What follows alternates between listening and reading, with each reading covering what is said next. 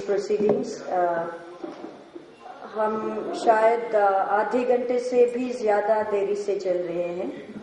वैसे तो फॉग की वजह से 3-3, 4-4 घंटे लेट सब लोग चल रहे हैं, तो हम भी 40 मिनट लेट चल रहे हैं। 3 ही मेंबर्स यहाँ पे उपस्थित है पैनल के, और 2 लोग आ रहे हैं, मगर हम आज के दिन बिहार से जो हमारे साथी आए हैं, राजस्थान से जो आए हैं, मध्य प्रदेश से जो आए हैं, महाराष्ट्र से जो आए हैं, आंध्र प्रदेश से जो आए हैं, किसान साथी है और शेपर्ड्स भी है जो खेती भी करते हैं और पशुपालन भी करते हैं। उन सब की बातें पहले सुनेंगे। उसके बाद 3-4 एक्सपर्ट्स हैं।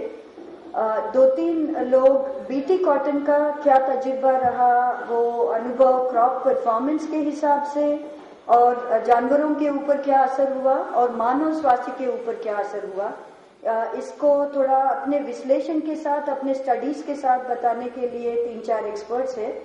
उसके बाद हम फिर बीटी बैंगन के ऊपर वापस आएंगे और बीटी बैंगन का कंपनी का खुद का डेटा क्या दिखाता है, और इस देश में जो रेगुलेटरी अनुमति मिली है बीटी बैंगन को, सरकार की अनुमति अभी तक नहीं मिली है, वो किस प्रक्रिया से मिली है, वो भी हम सुनेंगे। Good morning.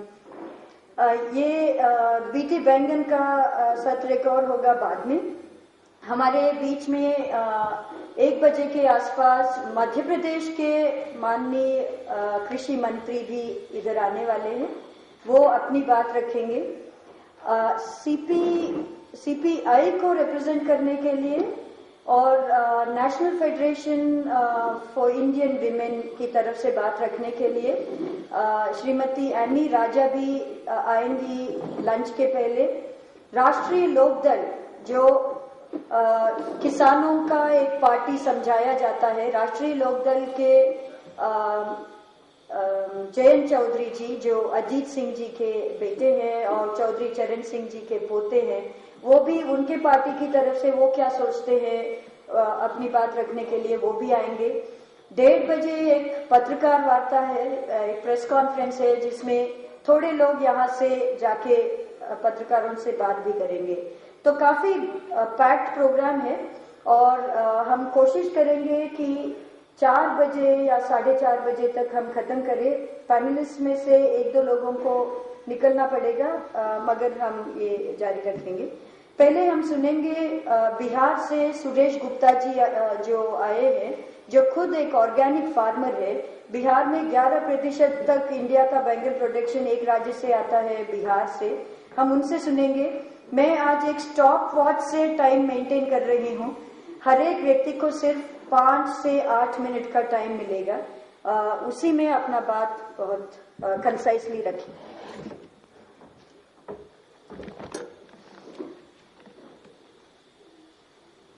आज के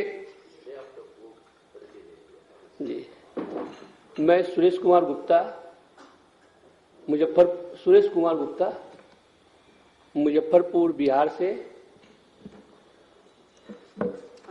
बीए मुक्त बिहार मूवमेंट का मैं प्रेसिडेंट हूं और जैविक खेती के क्षेत्र में क्रांति प्रकाश जी की प्रेरणा से सबसे पहले उत्तर भारत और नॉर्थ ईस्ट में वर्मी कंपोस्ट हर जिले में, हर स्टेट में मैंने ही पहुंचाए अपने पर्सनल सोर्सेस से। और पेशे से मैं एक व्यवसायी हूं, संस्कार से किसान हूं और पर्यावरण और जैविक खेती के लिए एक एक्टिविस्ट के रूप में मैं काम करता हूं। पर्यावरण उपस्थित आज के इस सभा के मंचासीन जस्टिस महोदय, सम्मानित अतिथिगण, वक्ता, पत्रकार महोदय, बीटी का बैगन का मामला पूर्णतः पर्यावरण से जुड़ा हुआ है, पर्यावरण प्रदूषण से जुड़ा हुआ है। पर्यावरण का शाब्दिक अर्थ होता है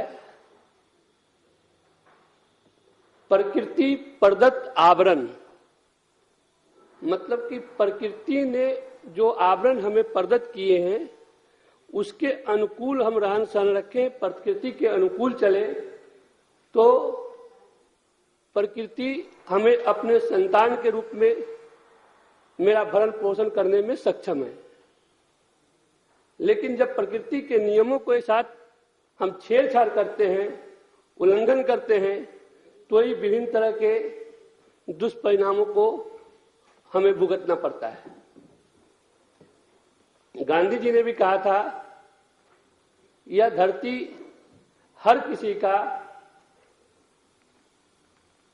पेट भरने में सक्षम है, लेकिन किसी एक के भी लालच को पूरी करने में सक्षम नहीं है।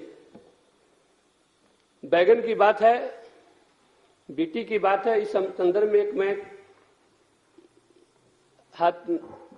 एक घटनाक्रम रखना चाहूंगा, जो कि अभी 13 तारीख को जयराम जी ने रमेश जी के अध्यक्षता में हुए पब्लिक ओपिनियन सेमिनार जो चला था उसमें हमने रखा था। माननीय जगजीवन राम जी कृषि मंत्री थे भारत सरकार के, और उनके कृषि मंत्री के आवास में बैगन की खेती की गई थी। उसमें कीड़े लग गए थे। उनकी मां ने उनसे कहा, बेटा इसमें कीड़े लग गए हैं, कुछ ऐसा उपाय करो कीड़े मर जाएं। उन्होंने किसी वैज्ञानिक को बोला और वैज्ञानिक महोदय ने उसका उपचार किया। 15 दिन के बाद फिर मां आई, बोली बेटा बैगन के कीड़े फिर से आ गए। तो कृषि मंत्री की बात थी, उन्होंने एग्रीकल्चर सेक्रेटरी को फोन किया। जितने बैगन के पेड़ उससे ज्यादा साइंटिस्ट आ गए और उन्होंने उसका उपचार किया। 15-20 दिन के बाद जगजीवन लोगों को फिर ख्याल आया कि मैं मां से पूछूं क्या बैगन का हाल है। तो उन्होंने मां से पूछा, मां क्या हाल है बैगन का? तो मां ने कहा कि तुम्हारे वैज्ञानिकों ने जो उपचार किया उससे मेरा ठीक नहीं हुआ रोग। हमारा जो देसी पद्धति है कि उपले गोईठे के राख से हमने छिड़क कर बीमारी को ठीक कर दिया और बैगन ठीक है।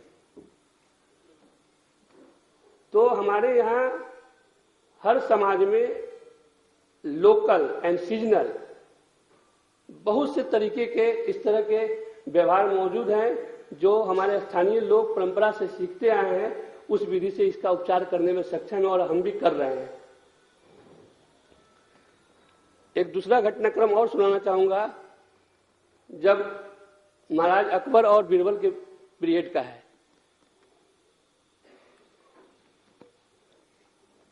महाराज अकबर के थाली में बैगन परोसा गया था। पता नहीं उन्हें टेस्ट में अच्छा लगा नहीं लगा, लेकिन उन्होंने कहा कि ये क्या डाल दिया गया है, मुझे बिल्कुल अच्छा नहीं है। तो बीरबल जी थे, उनको तो हाँ मिलानी थी। हाँ महाराज, ये बेगुन है, बिना गुण का है, इसमें कोई रस नहीं है, कोई गुण नहीं है, ये बेकार की चीज है। मतलब सारी उनकी बुराइयां करते चले गए। एक बार कुछ दिनों के बाद महाराज अकबर के साथ बीरबल कहीं से गुजर रहे थे। खेत में लगी हुई थी बैगन के पेड़े।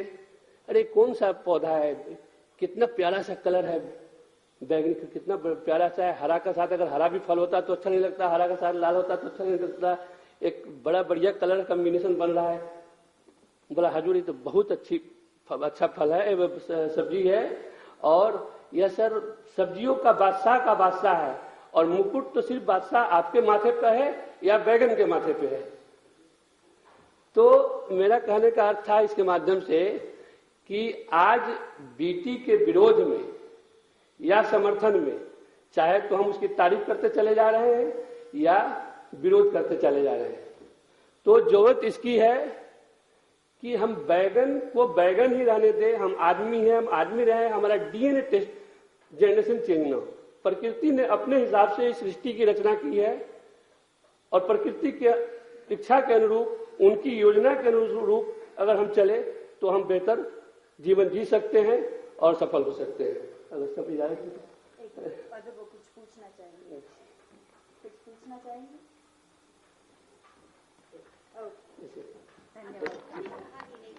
समय कमी है, मैं और बोलना चाहता था और सब्जेक्ट्स है। समय नहीं, इनको जो कहना था उन्होंने कह दिया। और सब्जेक्ट तो बहुत से कहने को थे, समय मिले तो बता। मगर आपने पूरी कहानी नहीं की। महाराजा ने बीरबल को कहा, उस दिन तो आप निंदा कर रहे थे और आप हाँ तो वो तो मैं बैंगन का नौकर थोड़े हूँ, आपका नौकर। हाँ जी जी जी जी। बेल्ट से जो जुड़ा है, कल हम पंजाबी किसानों से कल सुना था हमने। कश्मीर सिंह जी अपनी बात रखेंगे।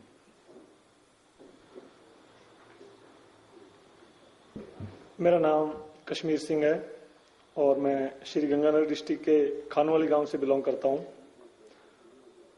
और इससे पहले भी मैं जोधपुर में एक ऐसी कार्यशाला हुई थी, उसमें भाग ले चुका हूं। तो मेनली वो जो कार्यशाला थी वो बीटी ब्रिंजल पे थी। उस दिन जो मेरे को समझ में आया था, मैंने यही इनको कहा था भी अभी तक तो हमने न्यूज में सुना है और विरोध भी हुए हैं इसके। तो जो मेनली समझ में मेरे आया था, मैंने वहां भी ये बात कही थी भी आप हमारे को जब अगली कार्यशाला हो तो वहां पे कुछ साइंटिस्ट को बुलाइए जो इसका हमारे को पूरा बता सकें। तो मैंने इनको ये कहा था भी मेरी समझ में ये आ रहा है कि पेस्टिसाइड से जुड़ा हुआ ही है इसका इतिहास। तो कल सुमन मैडम आई थी, उन्होंने कहा कि बिल्कुल वैसी चीज है, एक जीन ऐसा डाल दिया जाएगा जो कीट नुकसान बैंगन को पहुंचाएगा वो नहीं पहुंचा पाएगा और उससे उसकी जो कीटों से रक्षा होगी। तो इससे पहले मैं अपने पेस्टिसाइड के भी इतिहास में जाना पड़ेगा। उससे पहले जो खेती होती थी, हमारे बुजुर्ग बताते हैं, खेती गोबर की खाद देते थे खेतों को और उससे खेती करते थे। बाद में जब हरित क्रांति आई, खादों का प्रयोग होने लगा, जिप्सम, जिंक, पता नहीं क्या क्या तत्व डाले जाने लगे। उससे क्या है कि सिंचाई की भी अधिक आवश्यकता महसूस करने लगी जो मिट्टी है। तो जो पेस्टिसाइड है उसके कह रहे हैं कि बुरे प्रभाव नहीं नजर आ रहे जी, पेस्टिसाइड का कुछ नहीं है। तो पेस्टिसाइड के जो धीरे धीरे प्रभाव नजर आ रहे हैं वो ये हैं कि पहले जब पेस्टिसाइड छिड़कते थे लोग तो पेस्टिसाइड से बहुत डरते थे। पेस्टिसाइड 2-3 गांवों में छिड़कने वाले 2-4 व्यक्ति हुआ करते थे जो पूरे गांवों में छिड़का करते थे, अपनी मजदूरी लिया करते थे। उनके पास अपना पंप होता था, भी आज इस गांव में इन खेतों में पेस्टिसाइड छिड़केंगे। और वो पेस्टिसाइड इतना खतरनाक था, या पेस्टिसाइड नकली हो गया या पता नहीं हम उस पेस्टिसाइड के आदी हो गए। जो पहले जब पेस्टिसाइड आया था तो इतना खतरनाक था, जो स्प्रे करते थे अपने कपास के खेत में, बताते हैं कि 24 घंटे के अंदर यदि कुत्ता कपास के खेत में जाके सो गया तो वो उठता नहीं था, वो मृत पाया जाता था।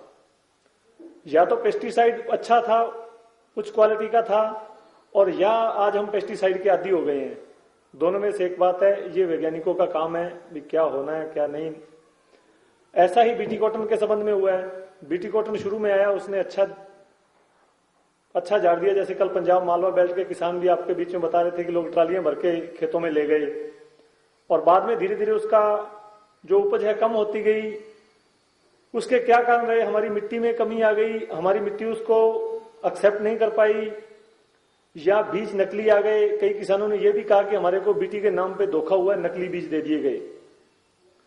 और एक किसान ये भी आपके बीच में कल एक नौजवान किसान मेरा साथी बता रहा था कि हमने बीटी कॉटन में भी, बीटी के खेती में भी खाद दिया है।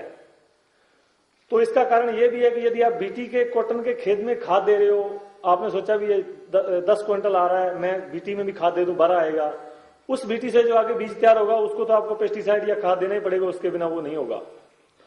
तो हमारी व्यवस्था भी ऐसी इतनी अच्छी नहीं है कि इसको जितने टेस्ट कल बता रहे थे, कंबोज साहब भी बता रहे थे इतने टेस्ट हुए हैं, उनके सामने भी कई लोगों ने बताया भी जितने टेस्ट होने चाहिए उतने टेस्ट नहीं हुए। और रही बात अब बीटी बैंगन की, तो मेरे को नहीं लग रहा कि बीटी बैंगन या बैंगन की देश में इतनी कमी है भी बैंगन के बिना अपना कार्य नहीं चल पाएगा। आपका बीटी कॉटन का तजुर्बा बताइए, आपने लगाया है ना? बिल्कुल। मेरे डिस्ट्रिक्ट में बीटी कॉटन है वो, मतलब जो गंगानगर के आसपास है जहां पानी की उपलब्धता है, ट्यूबवेल है, वहीं लोगों ने लगाया। अभी आगे आपको पता है आईजीएनपी इंदिरा गांधी नहर परियोजना है, उस पर थोड़ा पानी की 2-3-4 साल से कमी चल रही है, उसके लिए बड़े बड़े प्रदर्शन भी हुए हैं, गोलियां भी चली हैं, किसान भी उसमें शहीद हुए हैं। तो मेरे वहां अभी किसानों ने इतना बीटी नहीं लगाया, क्योंकि बीज महंगा होने के कारण उनको लगा कि यदि हम बीटी लगाएंगे तो क्या पता खेतों में पानी नहीं आ पाए, तो इसलिए उन्होंने देसी ही लगा रहे हैं अभी वो। और वहां के जो मेरे जिले के मजदूर हैं वो पंजाब में जाते हैं, ये मालवा बेल्ट जो बता रहे हैं, बठिंडा, मुक्तसर, जहां पे यहाँ के लोग अंधाधुंध पेस्टिसाइड का उपयोग कर रहे हैं। पहले तो ये चावल में करते थे, चावल के अंदर आपको कल भी जैसे बताया कि पूरी की पूरी एक ट्रेन है जो जाती है भर के बीकानेर में। मैंने बीकानेर में एलएलबी किया है, वहां रहा हूं, मैंने एनएसएस का वॉलंटियर था। जो तुलसी कैंसर रीजनल सेंटर है वहां के हमने सफाई का जिम्मा लिया था, एक बार सफाई की थी, वहां डॉक्टर साहबान से मेरी बात हुई थी, उन्होंने पूरी की पूरी इस पे रिपोर्ट तैयार की हुई है। उन्होंने कहा था भी ये जो आ रहे हैं, मैंने यहाँ जो मरीज के साथ अटेंडेंट आता है उसका देखभाल करने वाला, उसके जो नाखून हैं उनको काटा है, प्रत्येक व्यक्ति के कम से कम 7-8 से लेकर 10 ग्राम तक पेस्टिसाइड उसके नाखूनों में पाया गया है। तो उसी से वो खा रहा है, पी रहा है, धो रहा है, नहा रहा है। तो आप अंदाज लगाइए क्या हालत है। उसने बताया भी ये जो चावल के अंदर पहले पेस्टिसाइड यूज करते थे, आप चावल के खेत में पानी खड़ा रखना पड़ता है और पानी से के अंदर जो घास नहीं उगे उसके लिए जो खरपतवार नाशक दवाई देते हैं, वो पूरी की पूरी पानी वहां 10, 15, 20 फीट पे था, 50 फीट पे, 30 फीट पे था, अभी 50 पे चल रहा है, वाटर लेवल नीचे जा रहा है। तो पानी के साथ जो पेस्टिसाइड था वो नीचे चला गया धरती से छन के। अभी वहां की रिपोर्टें बताती है कि 300 फीट तक का पानी है जो पीने के लिए बिल्कुल योग्य नहीं है। और वहां की गवर्नमेंट ने ऐसा सिस्टम बनाया है जैसे राशन कार्ड पे मिट्टी का तेल या चीनी मिलती थी पहले अपने, वैसे उन्होंने पानी के डिपो खोले और आपको राशन कार्ड पे वहां पे पानी मिलेगा, वहां से साफ पानी। तो वहां पे पेस्टिसाइड के इतने दुष्प्रभाव हैं, आने वाले समय में बीटी के भी ऐसे ही दुष्प्रभाव देखने को मिलेंगे। यदि उसके अंदर पेस्टिसाइड नहीं करना पड़ता, उसके अंदर जीन उत्परिवर्तन कर दिया कि उसको कोई कीट नहीं खाएगा, तो उसको यदि आपने बीटी कॉटन का बना हुआ कपड़ा पहनेंगे या बिनोले की खल है जो अपने जानवरों को देंगे, मवेशियों को खिलाएंगे, तो उसके दुष्प्रभाव होंगे। और अभी जो मैंने ताजा देखा है, ये जो कह रहे हैं एलर्जी, ये वास्तविक सत्य है। वहां से मजदूर हमारे आते हैं मालवा बेल्ट में बीटी कॉटन की चुगाई करने के लिए। उन्होंने बताया कि जब सर्दी होती है उतने टाइम तक ठीक है, जैसे धूप निकली खेत में खुजली शुरू हो जाती है शरीर पे, उनके एलर्जी हुई है और वो अपना इलाज करवा रहे हैं। वो कह रहे थे जितनी हम कमाई करके लाए हैं उसकी लगभग आधी हमारी इलाज में चली गई है। ये वास्तविक सत्य है, बीटी से चर्म रोग बहुत फैले हैं।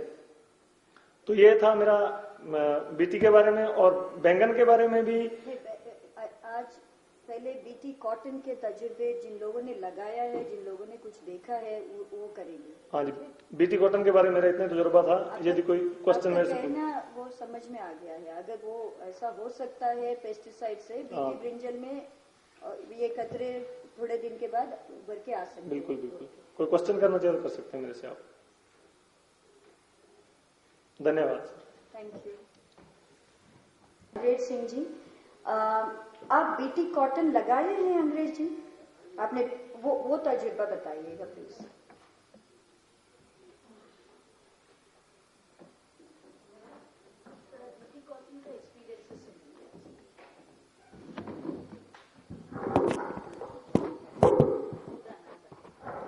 माननीय परम मंच, मेरा पूरा नाम अंग्रेज सिंह धालीवाल है।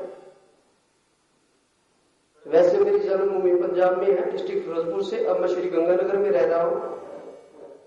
थोड़ा दूर ही रखिए आप, थोड़ा दूर। सॉरी, थोड़ा दूर से।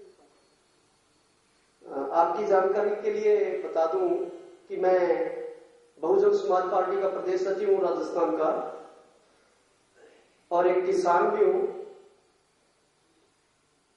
जहां तक कि कल का हम सुन रहे हैं, काफी एक्सपर्ट्स, साइंटिस्ट और किसान लोगों ने भी ये बीटी नाम को काफी चर्चा में लाए कि मेरे को मैम ने थोड़ा ये कहा कि हमने बीटी कॉटन पर ही बोलना है। तो जहां तक बीटी कॉटन की बात है, सबसे पहले तो बीटी कॉटन का ये जो बीज है ये बहुत महंगा है। यहां पंडाल में भी काफी किसान बैठे हैं जो कि काफी गरीब किसान भी हैं और थोड़े फाइनेंशियली सॉलिड पैसे वाले भी हैं। किसानों में भी कैटेगरीज होती हैं। एक तो मध्यम वर्ग के किसान आ गए और एक थोड़े हाई लेवल के किसान, जो कि उस बीटी कॉटन को बुरा मत मानना, अगर कोई काफी पैसे वाला किसान भाई बैठा हो तो ये अगर बीटी कॉटन को बढ़ावा दिया है तो हम ही लोगों ने बढ़ावा दिया है, फैशन प्रस्ती ने समझ लो, चाहे खुद के कुछ स्वार्थ होते हैं, अपने ही स्वार्थ होते हैं कुछ नेता लोग।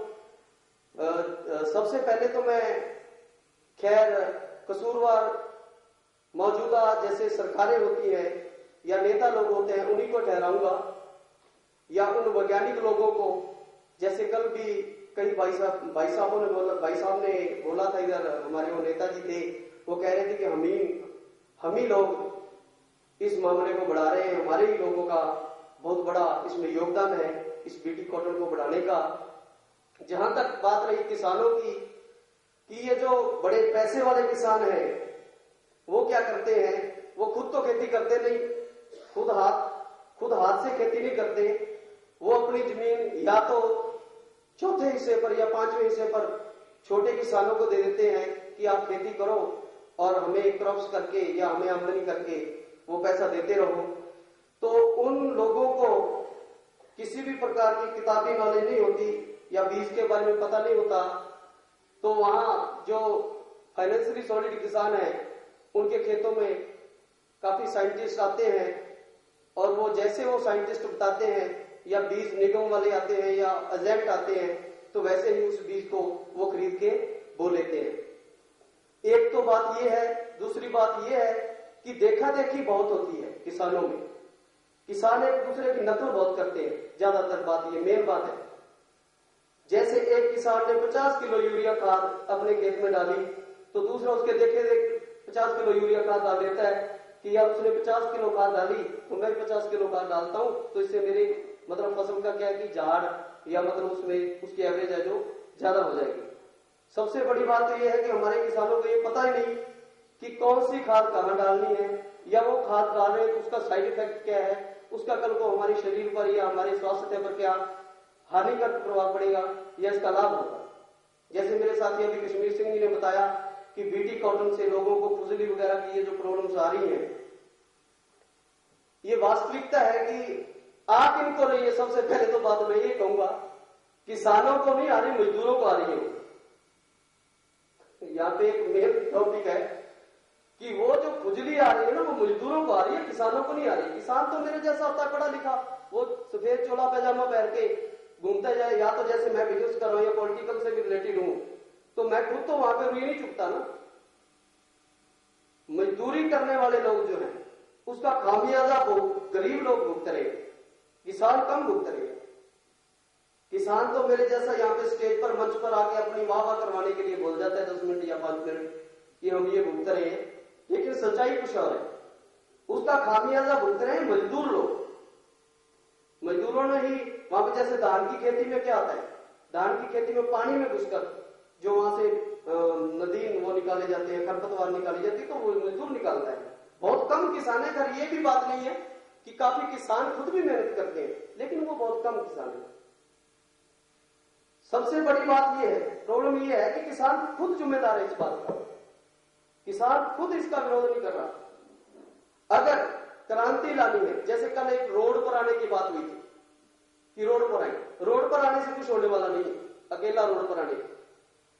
अभी रावला एरिया में एक ये जो पानी के मामले में, इंदिरा गांधी नहर के पानी के मामले में ये मामला उठाया, कुछ नेता लोगों ने किसानों को सामने कर दिया। आप खुद पीछे भाषणबाजी कर रहे थे और काफी लोग वहां पे मरे, गोलियां लगी, पुलिस मुकाबले में मरे। उन लोगों नेताओं ने क्या किया, किसानों को आगे रोड पर खड़ा कर दिया। क्या ये पानी का मामला या बीटी कॉटन का या बीज का विरोध करना किसान को आगे कर देते? क्योंकि किसान कम पढ़े लिखे हैं, हम भी उसी कैटेगरी में आते हैं। मैं भी एक किसान का बेटा हूं। हमें मिसयूज किया जा रहा है, हमारा नाजायज फायदा उठा रहा है किसान के नाम का। यहां पे बुरा मत मानना, सच तो सच ही रहता है। काफी समय से ये जो समाज सेवी संस्थाएं या एनजीओ है, ये क्या कर रहे हैं, किसानों के नाम पर ये प्रोग्राम करवाते हैं। किसानों के नाम पर प्रोग्राम करवाते हैं, तो वहां पे जिन किसानों को उन प्रोग्रामों में शामिल होना चाहिए वास्तविकता, जैसे ये भाई साहब यहाँ पे बैठे हैं, वो मध्य प्रदेश से आए थे, वो बैठे हैं यहाँ पे, टोपी है उनके, वो कहते हैं कि मैं 2 दिन से यहाँ पे हूँ यार, मेरे को कुछ समझ में नहीं आ रहा। जैसे कल बात में हम विरोध कर रहे थे कि हिंदी बोलो जी, थोड़ा हिंदी भाषा का यूज करो, तो वो कह रहे हैं कि यार मेरे को समझ में नहीं आ रहा, ये बीटी ब्रिंजल क्या है, ब्रिंजल का मीनिंग ही नहीं पता। बार बार हम बुरा मानने वाली बात नहीं है। जिस बंदे को, जो बंदा जिस एरिया से बिलोंग करता है, जो बंदा जिस भाषा को समझता है, अगर उस बंदे को यहां चेयर पर सामने बिठा के उस भाषा का ज्ञान ही नहीं देंगे, वो बैठे भाई साहब पीछे नीली टोपी लगाई है, उन्होंने कहा। ये सच्चाई है कि हमारा किसानों का नाम यूज हो रहा है, नेता लोग नाम यूज करते हैं, उस श्रेणी में हम भी आते हैं, विरोध करवाते हैं, बीज का विरोध कर दो, क्रांतिकारी लाओ। क्या ये किसानों को क्यों सौंप दिया? ये इस भारत सरकार का या उन साइंटिस्टों का या उन ये जो समाज सेवी संस्थाएं हैं, या हमारा भी योगदान होगा उसमें। हमारा क्रांति लानी है तो रोड पर उतर के क्रांति नहीं आएगी, और बंद कमरे में किसी सभा करने से या बंद कमरे में भाषणबाजी करने से या प्रचार करने से इस बात का हल निकलने वाला नहीं है। मैं ये चाहता हूं, मैडम से मैं 1 मिनट लूंगा प्लीज, मैं ये चाहता हूं, जहां तक मेरे विचार हैं, जज साहबान से मैं ये गुजारिश करूंगा, जहां तक मेरे विचार हैं कि किसानों को, जैसे पंजाब और राजस्थान में मिक्स हमारी फैमिली बैठी है, हम गंगानगर डिस्ट्रिक्ट से बिलोंग करते हैं, वहां पे जाके सर्वे किया जाए, उन किसानों के जो लड़के या बच्चे पढ़े लिखे हैं, थोड़ा समाज सेवी संस्थाओं में इंटरेस्ट रखते हैं, तो उनके ग्रुप बना के और किसानों को नॉलेज दी जाए कि ये बीटी कॉटन है, जो बीटी ब्रिंजल है या कुछ भी है, ये जो जेनेटिक मॉडिफाइड हो रहा है, जीएम, इसमें अकेला बैंगन और नरमा नहीं है, बैंगन और कपास नहीं है, और भी बहुत सी सब्जियां हैं जो इसमें शामिल है। मेरे पास इतना टाइम नहीं है, उन सभी का विरोध किया जाए, ग्रुप बनाए जाए, जोन बनाए जाए, जोन वाइज जो बंदा जिस भाषा में जिस आदमी को जैसे समझा सकता है, उन बंदों को खड़ा किया जाए, कमेटियां बनाई जाए, और बाद में यहीं इस दिल्ली में यहां हम आए हैं, यहां पे बहुत बड़े लेवल पर कोई ऐसा प्रोग्राम किया जाए कि सभी स्टेटों के, सभी प्रांतों के किसान आके इस चीज का विरोध करें, तो बहुत ही जल्दी इसका हल निकल सकता है। इन्हीं शब्दों से मैं रजा चाहूंगा। जय हिंद, जय भारत। अगर मेरे से कोई सवाल करना है तो जज साहब हम कर सकते हैं। मैं जानती हूँ कि आप पॉलिटिक्स में हैं, बहुत दूर तक की सोच रहे हैं, मगर आपके हिसाब से बीटी कॉटन कैसे आप निकाल सकते हैं? क्योंकि आपकी जो नजर है बहुत आगे तक जा रही है। तो बीटी आप कहते हैं कि हर किसान को समझा, अब तो काफी किसान समझ गए हैं बीटी कॉटन से, जैसे कह रहे हैं कि केमिकल्स की जरूरत हो रही है, कम उग रहा है, लोगों को रिएक्शंस हो रहे हैं, तो इससे ज्यादा क्या समझा सकते हैं मैं और इसको कैसे रोक सकते हैं अभी इस वक्त? इसी वक्त वही फार्मूला है हमारे पास, किसान के पास सिर्फ देसी फार्मूला होता है, करो या मरो वाला एक फार्मूला है, जिसको ये मैंने पहले भी बोला था कि नेता लोग यूज कर रहे हैं, समाज सेवी संस्थाएं भी यूज कर रही हैं। अभी करंटली अगर करेंगे तो शुरुआत तो कहीं ना कहीं से करनी पड़ेगी। वो शुरुआत ये है, जैसे ये जो बड़ी बड़ी कंपनियां हैं, उन कंपनियों को चलाने वाले जो लोग हैं, उनका लिंक पॉलिटिक्स से लिंक है उनका, ये सच है। तो उन लोगों को, यानी कि जो सॉलिड किसान है, सॉलिड किसानों को ये शर्म आनी चाहिए, मैं तो शर्म ही कहूंगा कि आपने जो हमें समझाया है, मैं पूरी सीमा से आपको सपोर्ट कर। अभी आज अगले फसल में हम बीटी कॉटन नहीं लगाएंगे, यदि किसानों को पता है कि इसकी कितनी हानिकारी चीजें हो रही है, कैसे अगले फसल में क्या हम रोक सकते हैं, बंद कर सकते हैं दूसरे कॉटन? बिल्कुल रोक सकते हैं उनको। जैसे मैंने अभी हमारे खेत में तो क्यों नहीं कर हमने देसी नरमा उगाया और बीटी भी उगाया, ठीक है, तो वहां पे कुछ बेल्टें ऐसी थी कि जहां पे बीटी नरमा बिल्कुल खत्म हो गया, बीटी बीज, उनको पानी की जरूरत ज्यादा पड़ती है, तो वहां पे पानी की इतनी जरूरत थी कि वहां पे वो किसान पूरा नहीं कर पाया उन चीजों को। तो जो देसी बीज थे, वैसे पहले के जो चल रहे थे अपने घर के जो, ठीक है, उनका कंपैरिजन करके, तो उनको थोड़ा मार्गदर्शन करके ही ये कर सकते हैं। थोड़े में आप देखेंगे झाबुआ से। अब हम महाराष्ट्र से जो साथी आए हैं उनकी बात सुनेंगे। पहले मैं नरेंद्र सटंगे जी से रिक्वेस्ट करूंगी। नरेंद्र सटंगे लाडेगांव नाम के गांव से है, वाशिम डिस्ट्रिक्ट से है और इनका ये अनुभव है, इन्होंने बीटी कॉटन को कई किसानों के साथ प्रमोट किया था। बीटी कॉटन लगाओ लगाओ, अब क्या सोचते हैं वो बताना चाहते हैं। मैं नरेंद्र सातंगे लाडेगांव तालुका कारंजा जिला वाशिम महाराष्ट्र से आया हूँ। मैंने शुरू में 2004 में बीटी लगाया था। 2004 में बीटी जब मिल नहीं रही थी तब शरद जोशी जी की संगठना शेतकरी संगठना में मैं काम करता था और तब मैंने 2004 में शेतकरी संगठना के माध्यम से 2 बैग बीटी लिया और 2 बैग बीटी 2 एकड़ में बोया। उसमें 6 क्विंटल एवरेज 1 एकड़ में एवरेज आ गया। तो दूसरे साल वही जगह पे और 2 बैग लगाया। 2 महीने की फसल होने के बाद पूरी लाल हो गई और 1.5 क्विंटल से ज्यादा नहीं आई। और जिस जगह में मैंने लगाया था उस खेत में वैसे भी 5 क्विंटल या 6 क्विंटल मुझे एवरेज आ जाता और मैंने तब से 2 साल लगा के छोड़ दिया। 2 साल होने के बाद मैंने बीटी नहीं लगाया, लेकिन 468, नांदेड़ 44 और AK7 में मुझे कोरडव में 4 से 5 क्विंटल कपास होता था। अभी भी मैं 468 नांदेड़ यही फसल बोता हूँ और उसमें एवरेज भी आ जाता। 3 से 4 क्विंटल कपास वैसा भी जनरल जो वैरायटी है उसमें भी आ रहा है। फिर ये बीटी लगाने का कोई काम नहीं करके हम बीटी अभी तो नहीं लगा रहे।